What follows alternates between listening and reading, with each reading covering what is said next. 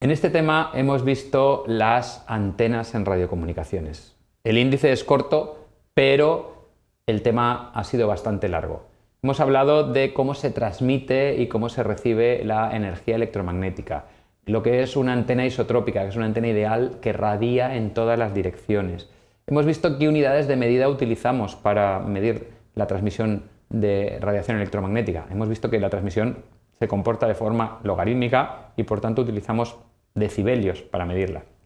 Hemos hablado de que los decibelios son unidades relativas y de que siempre se refieren a una unidad patrón. Hemos hablado de los dBms, de los dBvatios, de cómo pasar de unos a otros. Luego hemos hablado del concepto de antena, ese dispositivo que convierte la señal eléctrica en radiación electromagnética y que recibe radiación electromagnética y la convierte en señal eléctrica, que es recíproco, que funciona igual en un sentido que en otro, que idealmente convierte toda la energía, pero que en la realidad hay pérdidas en ese caso. Hemos hablado de una característica muy importante de las antenas, del diagrama de radiación, de en qué dirección emiten más radiación electromagnética y en qué dirección emiten menos, de la directividad, la comparación de la dirección máxima con la que emitiría la antena isotrópica en esa dirección, de la ganancia, que tiene que ver también con la directividad, pero añade las pérdidas que tiene la antena. Y luego hemos visto otras características de las antenas muy importantes, por ejemplo la impedancia, que es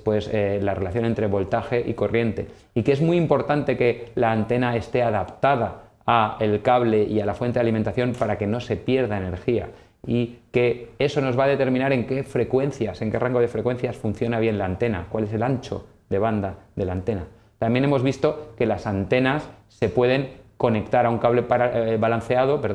o desbalanceado, y que conectar una antena balanceada a un cable desbalanceado nos va a implicar problemas. Por lo tanto, hay unos dispositivos que se llaman balloons, que son en inglés las siglas de balance and balance, que sirven para conectar una antena balanceada a un cable desbalanceado o al revés. También hemos hablado de qué unidades de potencia utilizamos para comparar antenas, el tema de la PIRE y la PRA, potencia isotrópica radiada equivalente y potencia radiada aparente, que es la potencia isotrópica radiada equivalente es la potencia que radiaría una antena isotrópica en la dirección de máxima radiación de nuestra antena, y la radiada aparente es la que radiaría un dipolo, que eso nos permite poner límites que tengan en cuenta la ganancia de la antena. Hemos hablado que las antenas normalmente las usamos en campo lejano y podemos simplificar sus ecuaciones, pero que si las estamos utilizando muy cerca de la antena no tenemos un campo estable, tenemos lo que se llama campo cercano y no valen las mismas simplificaciones que usamos para campo lejano. También hemos hablado de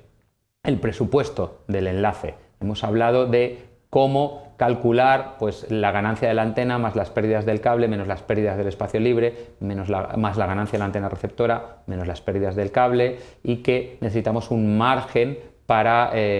conseguir que el sistema, si hay alguna pérdida adicional, pues no deje de funcionar. Pérdida adicional que puede venir por problemas, dobleces en los cables, envejecimiento, o porque algún obstáculo penetre dentro de las zonas de Fresnel del enlace y nos produzca una pérdida adicional. Y luego hemos entrado en una zona, digamos, en una subparte del tema grande, que aquí solamente es una línea, que son los tipos de antena, pero que hemos hablado de muchas antenas. Hemos hablado del dipolo elemental, que es un dipolo de tamaño mucho más pequeño que la longitud de onda. Hemos hablado de cómo se comporta, qué ganancia tiene. Hemos visto que el dipolo no es más que una antena que tiene dos ramas, que vienen, por ejemplo, de abrir un cable paralelo. También hemos visto que podemos hacer monopolos, que es tener solamente un hilo frente al plano de masa, que por la teoría de imágenes se comporta como un dipolo, aunque algunas características cambian. Hemos visto las directividades, las ganancias, hemos visto los rangos de frecuencia, los anchos de banda. Hemos visto también el dipolo en lambda medios, que es un dipolo acoplado al cable, es un dipolo que transmite la máxima cantidad de energía electromagnética al cable, y por eso lo utilizamos. Hemos visto también el monopolo adaptado, que es el monopolo en lambda cuartos, hemos visto el dipolo doblado, hemos visto las antenas de pajarita, hemos visto antenas de hélice, antenas planas, hemos visto antenas logoperiódicas, la antena Yagi, luego hemos visto antenas de bocina, antenas reflectoras, la reflectora por antonomasia, que es la antena parabólica, que tiene muchísima ganancia. Hemos visto también que se pueden hacer antenas de ranura, haciendo ranuras en una guía de ondas. De todas estas hemos visto ventajas, inconvenientes, cuáles tienen más ancho de banda, cuáles tienen menos. Y hemos acabado hablando de los arrays de antenas, de las agrupaciones de antenas, que consisten en coger una antena y ponerla a espaciados regulares de múltiplos de una fracción de la longitud de onda, pues lambda medios, lambda cuartos, y con eso conseguimos modificar el diagrama de radiación de la antena. Podemos potenciar la radiación en unas direcciones y